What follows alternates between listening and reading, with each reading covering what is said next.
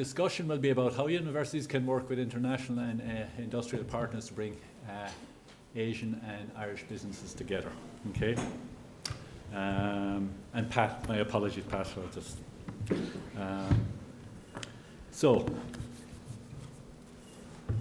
when we were looking at that, we came up with some questions here. But to be honest with you, look at these questions, we could be here for a week discussing any one of these. Okay, so it's going to be a very quick. It's going to be a very quick kind of panel discussion on these topics. But I presume and I hope that tonight and over time we can some of the ideas that will be discussed here, we can extend that over dinner and over a beer or whatever, and into the future. So, can I start? I suppose the easiest way is to go through each panel member here, and I'll start with Pat, if that's okay.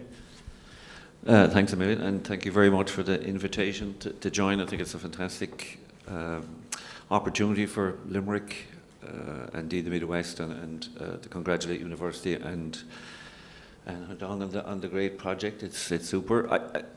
Speaking as Chief Executive of Limerick City and County Council, it's unusual to be on a panel when it's very much an academic discussion, but I think the role of a local authority is essentially placemaking. It's making the place for citizens, investors, educationalists, and part of that is internationalisation. We've been internationalising Limerick, indeed, with the support of the Mayor and colleagues at Council and colleagues in the room, working with many people in this room and on initiatives. They start very simply as twinnings with other locations, or sister city relationships, which are normally built on when we have populations of our citizens that have left us, our diaspora. And we connect with them kind of first at a cultural level, but then it moves into kind of an investment and then educational and sometimes versions of that. Increasingly that is changing because that focus has been very westerly, that has been in the North Americans market. We're increasingly refocusing on Europe, and particularly in the Eastern market. Particularly, we've had a number of conversations with colleagues in China and Asia about the new future. And the new future will be about following leaders, I think, following where industry has gone, where people have gone in investment or bringing investment. So we would be very, very keen to work with our partners here in the room on developing that linkage. And it's a great way to start and see other opportunities. And we'd forget then how those cultural and then further ties work. It moves very quickly onto a tourism cultural footing. That leads into lots of other engagements and networks. And what we find is when we bring it beyond the institution to the person, to the families, and where people may host, indeed starting with students, or indeed postgraduates, or indeed researchers, it gets much deeper, much quicker. So Limerick is very much up for this. It has been leading the way on internationalisation. We have colleagues in our corporate section working on that, but really we're setting up an international office that will look not just at the European projects role, but will also look at internationalising our offers and be there to support projects and places, not just currently that are on in our network, but beyond. And we're very keen to work with University in China on this initiative. Thank you very much, Pat. Rather than just questions, I think I'll keep going through the panel and then we can open it up for some questions. So, E, do you want to go or? Yeah. Very much Sean and I had on person on this project in the past 10 years. So the program definitely can be this successful without effort put everybody from both universities. And again, as Sean mentioned, it's best practice. We learn a lot from our experience, a lot of bad story, not just good story like today. So again, like Sean mentioned, this project is next stage. We want to do it slightly differently what we had done before. Before very much like taught program, a student come here, study, graduate, get good job. That's it. Now we include you here today is we would like to use your strengths. We have a long history working with industry. Like Jeff mentioned, different level project, such a wide scope. So in this new institute, new 4 programs, very much, again, we want industry input. So I would see we cannot be successful without all of you here to support. Again, we want to do, like Ambassador mentioned, another showcase of the Irish higher education flagship in China, and also in Ireland, in Europe. So again, so we need your support, and we hope, we are confident if everybody involved will be achieve what we are going to achieve. Thank you. Thank you, E. Nigel? I just wanted to, really to provide, I'm the Vice President Global Community Engagement here at the university. Just a bit of a kind of a wider context here, because we kind of live at a time, I think, when there's been a retreat from globalism. You know, we're seeing a rise of nationalism, trade barriers returning, division, hatred. I think we're very lucky to live in Ireland. We live in an economy, a small open economy that's made its way in the world by being open, by trading, by being open to ideas and talent. Government recently launched Global Citizens 2030, which was, it's a new higher education strategy, but it's very much built about attracting talent to the island of Ireland and being open. And when that was launched last month, I was on a panel and I was asked to kind of give an immediate reaction to the launch of that. And, I said at the time, if this was, what we have to understand is how precious this commitment to openness, diversity, to being open to the outside world, how precious that is, and how we shouldn't take it for granted, because we're seeing around the world the barriers coming up. We're seeing the resistance to international students in the UK now with tightening of the visas. We're seeing crisis actually in Australia and Canada, where they've reimposed these controls. And we've a government here, I think, that's very much committed to remaining open and engaged with the rest of the world. And that's to our advantage. I mean, as a university, we welcome each year around about 3,000 international students to our campuses. They come out, they intern in your companies. Many of them will stay on, do master's degrees, do research projects with companies. Many of those will then stay on and work.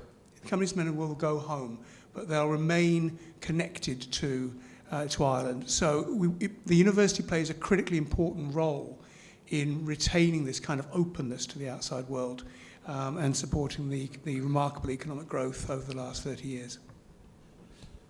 Thank you. Ken? Thanks very much, Sean. So my name is Ken Stanton. I'm the Dean for Science and Engineering here at the University of Limerick. I guess for me, one of the most important sort of aspects of what we can all do together, the people assembled in this room today, and under the auspices of indeed Asia Matters, is to focus on that model for innovation, that's the triple helix, so industry, academia and government working together. So University of Limerick obviously brings one piece, and it's wonderful to hear Pat talk about international offices being set up locally here. I know we have fantastic international, national support as well, of course. And then, hearing from Jeff how industry can potentially play a part as well is very, very exciting. So with regard to Hainan, I guess we're just at the beginning of this new joint institute. I've only recently relocated to Limerick after 20 years away at a university in Dublin, and so there I was involved in setting up another one of the joint institutes that exist, so at Chang'an Dublin International College, and I was lucky enough to see how that sort of came into fruition and sort of bloomed as we taught through the years and had more and more students and had international exchanges, etc. So I think we're at a very, very auspicious moment in the development of relations between University of Limerick more widely, industry in Limerick, with our Chinese partners, and hopefully it's a model for future developments to come. Thanks. Thank you, Ken. Jeff? I think as the new capabilities come forward, what I'd be really interested in, certainly from a Dell Technologies and on a wider regional point of view as well, is the model that the IST have, what you call it, of having students working with industry, the whole way through their journey. I think they'd be and knowing the capabilities from having worked with the summer schools, with the students coming over, I think is a massive capability for innovation right across the region, coming into the Limerick region from this new endeavour, and really excited to see how can we actually leverage that, not just for companies like the one I'm fortunate to be with, but also there's a phenomenal number of small and medium enterprises in the region. How can they also leverage the capabilities as we expand out this new joint venture? Thank you, Jeff. Thank you. Thanks. I just wanted to make a comment, I suppose, about research and its place in this. So, as a research centre, our goal, if you like, is to be research-led and industry-informed. And I think there was a comment made that, the world is moving almost away from globalization and becoming more focused on certain markets and the rest. And I wanted to bring it back to our own experience as a research centre. We engage with American multinationals, we engage with Irish SMEs, and we engage with European-based companies. And some of our biggest partners are from across those markets. And as I mentioned, we're increasingly looking to Asia. But when you talk about innovation in Asia, the danger, I think, in not engaging is that you miss out on that innovation. And for instance, for us, recently we've had some discussions with some of our Asian partners around what's hot in terms of software languages. And Rust is a particular language, a relatively new language, and it seems to be very, very much in demand in the telecoms industry, and particularly in Asia. And I suppose just the point I wanted to make is just on that single thing alone, we wouldn't have exposure to that necessarily. We wouldn't know about its importance if we hadn't been engaging with our partners in Asia. So I think those are that's just a small example, but those are the kind of dangers that when we look at where technology is going, that by just engaging in one particular market area or with one particular area of the world, that we may miss out on those future innovations. So I just want to make that Thank point. you very much. I think we're... Sean, can I just quickly respond to Yes. that? I think that's one of the important roles, it's a really good point, it's one of the important roles universities play is connecting their regions to the globe. I mean, in our world, I mean, we are members of a number of international university networks. I spend quite a lot of time overseas, and in the very recent past, I've in the last couple of months, I've been spending quite a bit of time in East Asia and in India, and talking to universities. You can see the kind of developments and the applications they're making in AI that are a long way away from where we are here. I spent a week in a university in Hong Kong just after Christmas. The developments they're making in AI and the use of AI as a research tool, remarkable. And I brought a lot of that straight back here. So I think the importance of remaining open to the ideas outside and bringing it back are really critically important for the region. The university plays an important role in that regard. Okay, thank you, Nigel. Yeah, as I said, we're under time pressure here, but as I said, I'd like to thank the panel for their discussion or their comments on this. As I said, what I would like to do is get people to think about this, and this evening or later, today isn't just a one-off event. You just say, yes, everybody came together here, and you say, right, you go away, that was it. But it's important to continue this, and I think putting people in a room together and meeting and getting to know everybody, you develop a network, and that's how it works. So I'd just like to say thank you to the panel, and thank you, everybody.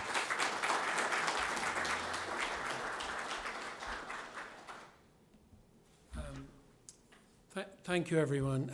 Sincerely appreciate it, and congratulations on the launch. Great new bridge between China and Ireland, and thank you, Ambassador Fei Shangan Shea. I suppose, first of all, I must apologise I'm married to a Japanese person and I live in Japan, so I apologize all the time. It's part of my DNA. But our chairman, Alan Dukes, is tied up with a family matter. He'll be joining later this afternoon. So he asked me on his behalf to say a few words. Look, you saw the programme, you saw how dynamic it was. The themes that came to me from today was everything is about the future. It's all focused on the future. You know, President Kirsten May talked about the future really is connecting Irish firms with their Asian counterparts, the immersive software engineering, Stephen, Jamie, and the students, and how dynamic were those students. They are the future. They are our future. Wonderful examples. And the whole redesigning how we teach technology to future-proof education. The launch of the joint China-Ireland Institute. That's the future. It's all about this partnership, respect. The case study you presented, Jeff, super impressive, the scale and global impact you're having from the quality of people here in Limerick, and that, again, partnership and the committee discussion. For me, and looking, you were quoting the various Michael Dell things, another one, very American. We'll go American at the end of the Asia event. One of my favorite expressions is, if you want to build the future, create it. And that's the American can do, which we like. But today's session is all about higher education and global talent. Tomorrow we talk about SMEs, innovation, and all of that. But today is about higher education and global talent. And there's been a lot of discussion about, you mentioned it as well, Jeff, about this reinvention, constantly changing. Sean, you said it about the program, no matter how good the summer program is, let's make it better. That again is very like the Japanese concept of Kaizen, continuous improvement. No matter how good it is, you make it better, you make it better. And ultimately, the late Dr. Tom Hardiman, a co-founder of Asia Matters, Tom always said that Irish people often say that, Ireland punches above its weight because the calibre of our people. He said, that's wrong. He said, that has to be qualified. He's an engineer. Engineers qualify everything. He said, Ireland punches above its weight because of the calibre of its people, but only when the right people work together with the right global partners. So it is qualified, and the right partners, as we said, are from China, from Japan, from, of course, Indonesia, other places across Asia. Later on, we'll be looking at what Northern Trust are doing, like Dell, an amazing global business here, dealing with Singapore, Hong Kong, in those markets with Asian clients that basically take on Ireland domicile funds, UCIT funds, etc. It's a different story. I'd also say in terms of the motivation today, there was a lot of really dynamic people and great hard work and great ambition in the young people. And let me finish with another American quote. I think it's an American quote, if I haven't made it up, because I've been quoted for saying it, but I don't know where I found it. But I heard somewhere, and if you know the source, please tell me and advise me, that we must always remember there are ultimately only three types of people in the world. There are people who make things happen, there are people who let things happen, and you'll pardon me, there are people who wonder what the hell happened. So I hope, as much as we all can, we'll try and be the first person. Thank you very much, everyone. There's a networking break. Now, for those of us joining the other sessions, talk to you later or tomorrow. For those who are leaving or travelling, etc., thank you for being with us today. Garv Mila Magufla.